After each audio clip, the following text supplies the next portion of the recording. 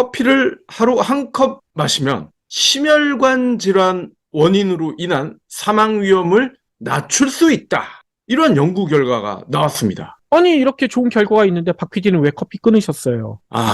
이 방송을 끝까지 들으시면 알 것 같습니다. 아, 그 이유가 나오는군요. 3일 전입니다. 서울대 식품영양학과 이정은 교수팀은 19만 명이 넘는 개인의 모든 원인별 사망, 커피 음주의 연관성, 두 가지 전향적 연구의 데이터, 논문 이름이 꽤 긴데요. 논문에서 커피에 있는 카페인, 클로로젠산, 트리고넬린, 멜라노이딘 이러한 생리활성 물질이 항산화와 항염증 효과를 내고 혈당 수치를 개선해서 사망 위험을 낮춘다라고 밝혔는데 이게 정성이 꽤 많이 들어갔더라고요. 보건복지부의 국민건강영양조사, 질병관리청의 한국인 유전체 역학조사 자료를 근거로 19만 명 이상의 한국인을 10년 가까이 추적 관찰한 자료입니다. 와, 19만 명을 10년 가까이 추적 관찰했다고요? 예, 대단하죠? 근래 본 조사 중에는 가장 규모도 크고 긴 시간 동안 한 것 같아요. 연구팀은요, 역학조사에 참여한 19만 2,200여 명을 대상으로 커피 섭취와 각종 질병 사망률의 관련성을 따져봤는데, 구체적으로 국민건강영양조사 참여자 37,200명을 평균 7.7년, 유전체 역학조사 참여자 15만 4,900명을 평균 9.7년간 추적했습니다. 오호. 이 기간 국민건강영양조사 참여자 중에 1,473명, 유전체 역학조사 참여자 중 4,584명, 총 6,057명이 사망했고요. 연구팀은 이들의 사망과 커피 섭취량의 관련성을 분석했더니 커피 섭취가 심장병, 호흡기 질환 이러한 병들의 모든 원인의 사망률을 낮추는데 기여했다. 이렇게 밝혔습니다. 그렇군요. 아니, 그러면 커피 많이 먹으면 무조건 사망률이 낮아지는 걸까요? 네, 하루 한 잔 마시는 것만으로도 안 마시는 사람보다 모든 원인의 사망률이 25%나 낮아졌고요. 하루 한 컵에서 3컵을 마시면 커피를 마시지 않는 사람보다 심혈관 질환, 호흡기 질환, 당뇨병으로 인한 사망률이 각각 20, 32, 47%가 낮았습니다. 오호. 그러니까 당뇨병만 놓고 봐도 커피를 한 잔만 마시면 사망률이 절반 가까이 줄어든다는 조사 결과인 거죠. 그렇군요. 아니, 그런데 커피 마실 때 시럽 많이 넣고 드시는 분들도 이 당뇨병 발병률이 낮아질까요? 그거를 넣으면 안 되겠죠.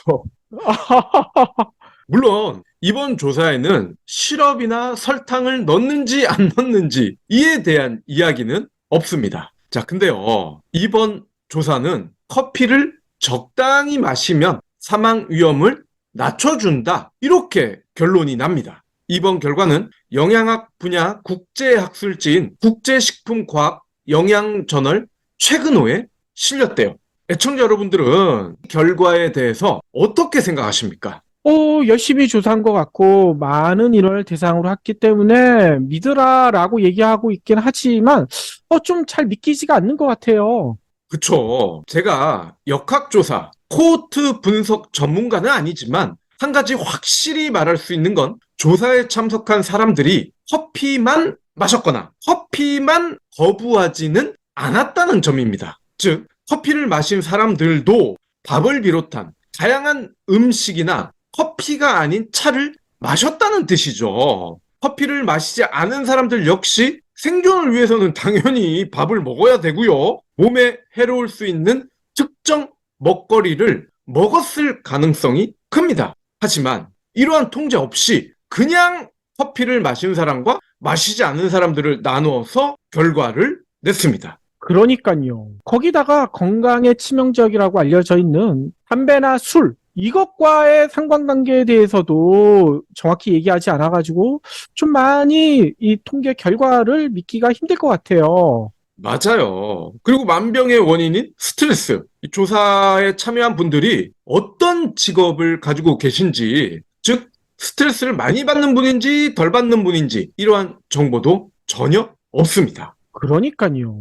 게다가 커피가 건강에 해롭다. 이런 보고서도 꽤 많이 나오고 있죠. 그렇죠. 가장 많이 지적되는 게 아크릴 아마이드라는 발암 물질입니다. 로스팅 과정에서 이 물질이 나올 수밖에 없단 말이죠. 우리가 모든 걸 불에 굽게 되면은 시커멓게 변하는, 소위 말하는 타는 현상이 일어나는데 한 번 먹으면 암 걸린다. 우리 이런 얘기 어릴 때부터 많이 듣지 않았습니까? 그렇죠. 실제로 2018년입니다. 불과 4, 5년 전이에요. 미국 캘리포니아 법원은 커피에 발암 물질이 있을 수 있다라는 경고문을 제품에 부착해라 판결을 내린 바 있습니다. 이런 사실을 아는 분들은 많지 않은 것 같아요. 물론 그 이듬해 법원이 다시 이 판결을 스스로 뒤집은 결과이긴 하지만요. 근데 이거 어디서 많이 본 기억이 나지 않습니까? 담배가 딱 그랬습니다. 1970년대까지만 해도 담배는 몸에 해롭지 않다라고 지금으로서는 정말 믿기 힘든 거짓말을 제조사들은 뻔뻔하게 했습니다. 그렇죠. 그리고 자신들이 직접 얘기하면 일반인들이 믿지 않을 거기 때문에 전문가들이란 사람들을 동원해가지고 이런 거짓말을 버젓이 하지 않았습니까? 그래서인지 그 당시에 어린이나 청소년들도 껌을 씹듯이 담배를 피웠습니다. 그렇죠. 게다가 여성분들 살 뺀다고 담배 피는 게 다이어트에 좋다고 많이들 피지 않았습니까? 예. 하지만 지금은 담배 제조사들조차도 담배값에 해롭다는 경고문을 꼬박꼬박 잘 새기고 있죠. 몇 달 전 이문열 창업 컨설턴트께서 메가커피 광고 모델이 손흥민이라고 했을 때 두 PD는 깜짝 놀랐습니다.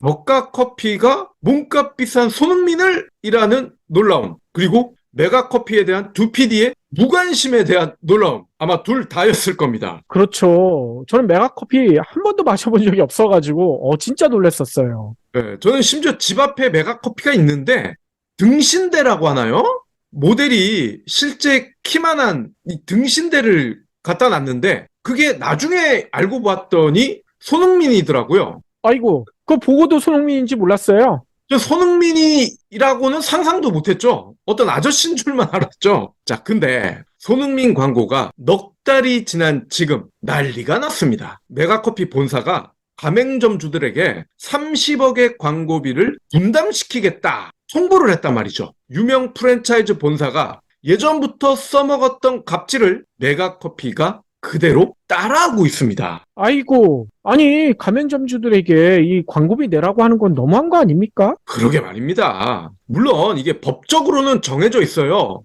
광고의 경우에는 가맹점주의 50%, 한촉 이벤트의 경우는 70%가 동의를 하면 분담이 가능합니다. 하지만 당연히 점주의 50%의 동의를 얻은 적이 없기 때문에 난리가 난 겁니다. 메가커피가 지난달 2023년 연간 광고비 60억 중 절반인 30억은 가맹점주가 분담한다라는 내용의 공문을 점주들에게 보냈습니다. 가맹점별 부담해야 할 월 분담액이 12만 원, 연간 144만 원.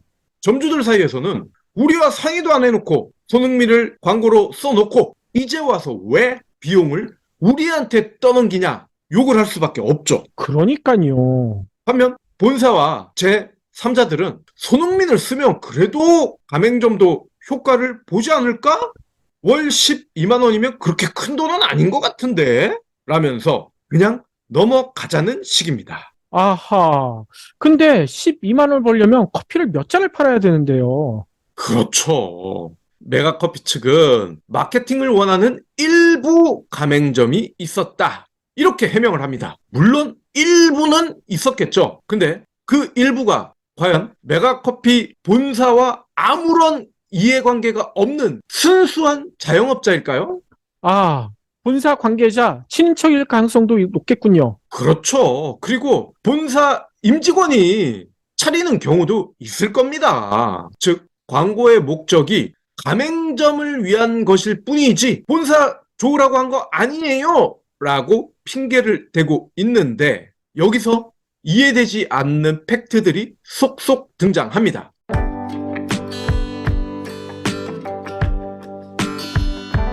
보리털 잠바, 거위털 잠바 보통 세탁소에 맡기실 거예요. 그런데 한 벌당 15,000원에서 20,000원가량을 받습니다. 무엇보다 드라이 클리닝 방식으로 세탁을 하는데 드라이 클리닝을 하게 되면 오리와 거위 털에 있던 유분이 사라집니다. 유분이 사라진다는 얘기는 보온 능력이 떨어진다는 뜻이기도 합니다. 원래 성능 그대로 유지할 수 있는 세탁이 필요합니다. 바로 리왁스 다운워시를 사용하는 거죠. 다운워시는 누구나 쉽게 패딩을 세탁할 수 있도록 도와줍니다. 세탁기에 넣고 다운워시 첨가하고 버튼만 누르면 끝나거든요. 한 벌당 비용이 2,000원 꼴이기 때문에 세탁소에 맡겼을 경우와 비교해 보면 10분의 1에 불과합니다. 경불진몰에서는 다운워시와 다운프루트를 세트로 판매하고 있고요. 세트 판매를 기념해 특가로 여러분을 모시고 있습니다. 베이스워시 현재 품절 상태인데 베이스워시 트래블 젤 보너스도 드리고 있으니까요. 이번 기회에 꼭 붙잡으세요. 메가커피 본사는 2021년 매출액 878억, 영업이익 422억을 올렸는데 매출과 영업이익을 보세요. 놀랍지 않습니까? 영업이익률이 무려 48%입니다. 업체도 아닌데 이렇게 높은 영업이익률을 올린다고요? 속된 말로 물장사가 영업이익률이 가장 낮다고 하지 않습니까? 근데 48%. 제가 혹시나 해서 다른 회사를 비교를 해봤습니다. 가장 돈을 많이 번다고 알려진 스타벅스 10%입니다. 이디야 7.8, 메머드 커피 3.1. 놀랍지 않습니까? 스벅의 거의 5배예요, 영업이익률이. 이렇게 많은 영업이익으로 챙긴 돈 누가 가지고 가는 겁니까? 본사 이익이니까 당연히 주주에게 돌아갔죠. 주주가 누굴까요? 재밌더라고요. 사모펀드, 프리미어 파트너스, 그리고 현재 김대영 대표 양측이 2021년 메가커피를 1,400억에 인수를 했습니다. 그리고 양측이 세운 특수목적법인 MGC 홀딩스가 메가커피의 지분 100%를 소유하고 있습니다. 많이 벌어서 점주들과 공유를 한다거나 점주들을 지원을 해준다면 좋았을 겁니다. 하지만 MGC 홀딩스에만 이익이 흘러들어갔습니다. 되레 가맹점 지원비는 줄었는데 줄어든 게 그냥 줄어든 게 아니라 급감합니다. 2021년 매장 지원비는 9,906만 원, 2020년 8억 원 대비 8분의 1로 쪼그라들었습니다. 점포 수는 400여 개나 늘었는데 지원비는 8분의 1로 쪼그라들었다. 이해하기가 어렵죠? 그렇군요. 아니 그런데 이런 행태를 보이는 목적이 뻔히 보이는 것 같아요. 맞습니다. 손흥민을 투입하고 그 비용을 점주들에게 반사를 했다. 본사에 큰 그림이 있을 수밖에 없는데요. 애청자 여러분들도 짐작하셨을 겁니다. 바로 높은 가격에 메가커피를 되팔려는 속셈이죠.